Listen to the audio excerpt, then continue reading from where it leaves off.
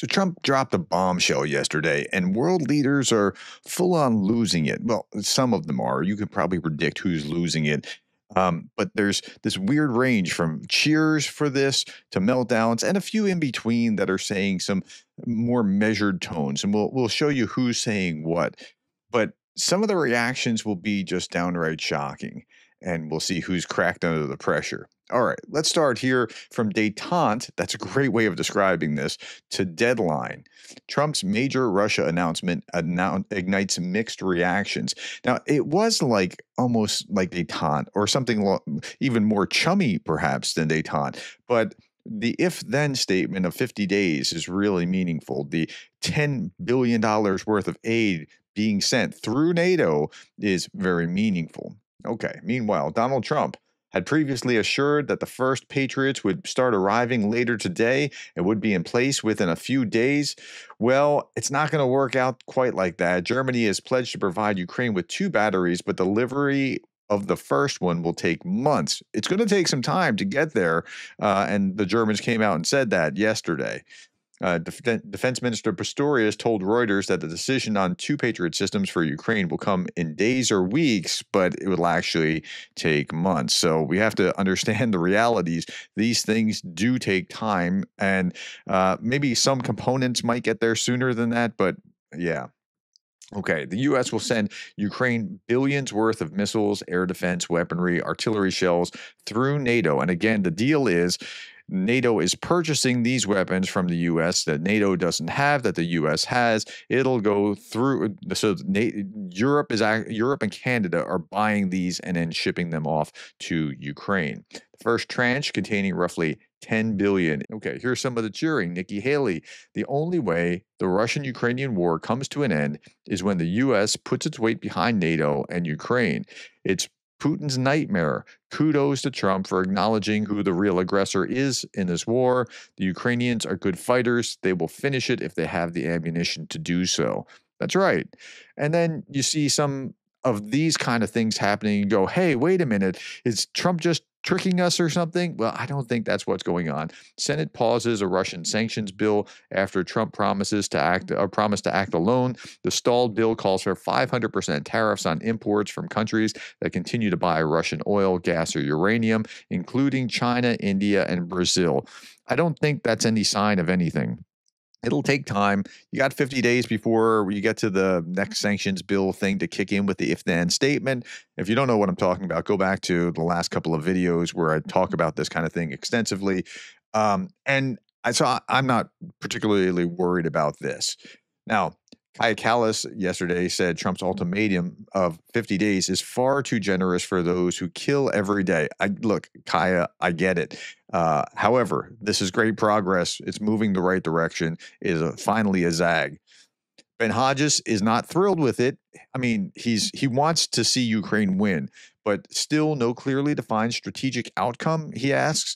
Trump's agreement to sell advanced arms to European allies so that they can pass them to Ukraine is a milestone in Kyiv's 3-year-old war with Russia. But how long will it take to get them to Ukraine, he asks. And here are the announcements, are green lights about the sanctions part, are green lights to Putin to continue what he is doing for the rest of the summer. There's no incentive for Putin to stop bombarding Ukrainian cities, killing Ukrainian civilians for small territorial gains. Okay, and that's fair. I get it. It's still progress. Okay. Here's Brit Hume. I'm chuckling because I heard it in Russian or Ukrainian or something. It was translated. І це тривало кілька місяців. Його водили за ніс. Yeah, I'm not sure what he's saying in the translation. But here, Fox News chief political analyst says Trump now realizes Putin misled him for months. I think that he's come to that. And I'll explain in another video why he's come to that. I think I have the answer to it. So look for my next video. Pretending to seek peace while planning further aggression. Initially hesitant to arm Ukraine to avoid escalation, Trump appears to have shifted, now backing weapons through Europe and considering impactful secondary sanctions. Okay, so the weapons are on the way. It's going to take time. The secondary sanctions, like I saw something from Germany from Bill that didn't understand what secondary sanctions are. They're saying, well, you know, what good are sanctions going to do to Russia? It's not to Russia, it's to people that are buying from Russia. That's what part of secondary sanctions means.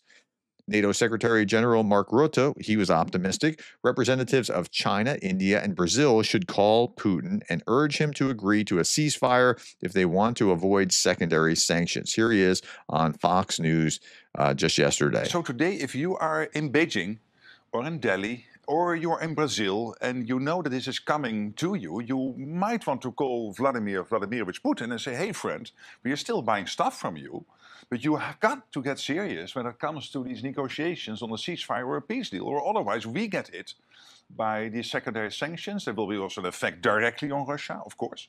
But this is really significant. And it is smartly designed by the president. Today, what Putin now hears from the American president and from the Europeans is that we will do whatever it takes for Ukraine to be as strong as possible when peace deals are taking place or peace negotiations will start, to be in the best possible place at that moment. And then on top of that, the threat of sanctions in 50 days on those who are still buying, so like Brazil and India and China, from Russia. So if I was in the Kremlin today, I would not be too happy. Yeah, I'm pretty sure that Putin's not too happy today. Okay, here's the Russian newspapers on Donald Trump's Russia announcement. As so often with Trump, the teaser was more interesting than the main show, they say. Well, let's hear what else they have to say. The paper's saying this morning about Donald Trump's announcement that America will send top-of-the-line weapons to Ukraine via NATO, and his threat to impose severe tariffs if Russia doesn't make peace with Ukraine by the autumn. Well, there's an element of drama. In his Izvestia, Trump has switched to the language of threats with Moscow.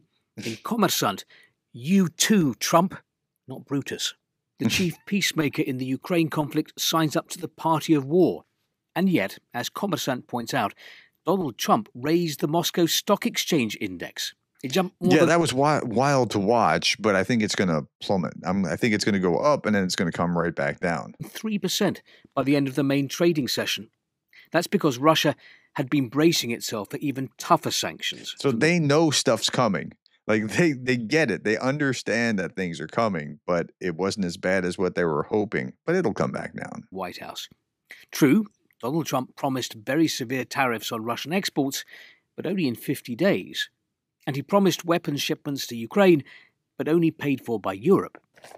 Here we have the reaction of various Russian political pundits, such as so often with Trump, the teaser was more interesting than the main show. Europe wants to continue the war, it will continue to pay for it. Trump did not embrace the more radical measures the hawks in his administration had proposed. That means there are still prospects for dialogue with the Americans.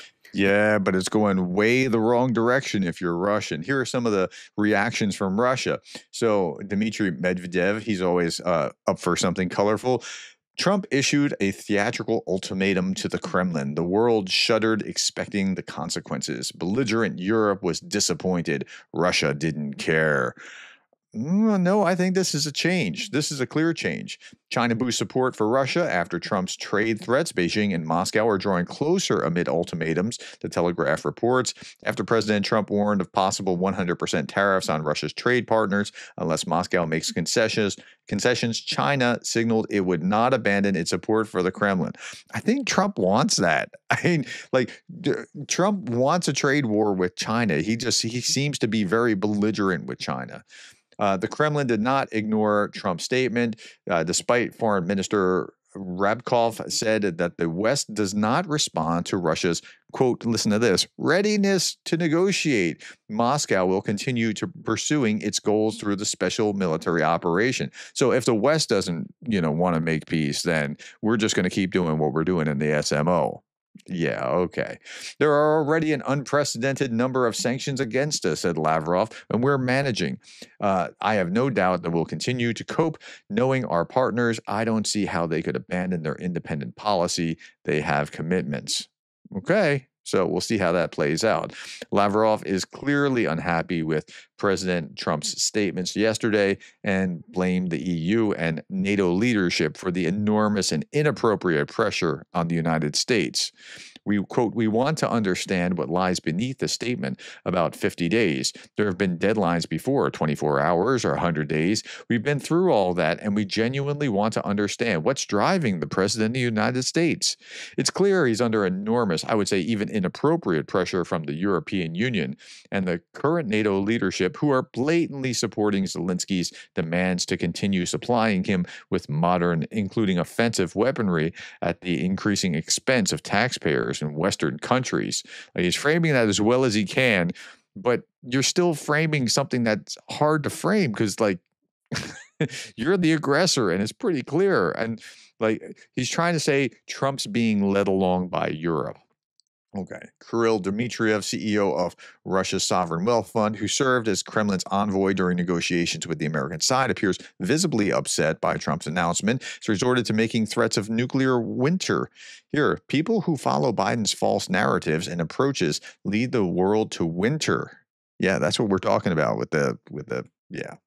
Okay, Alexander Dugin, Putin's brain, is saying Trump goes Biden. Trump's becoming like what Biden is.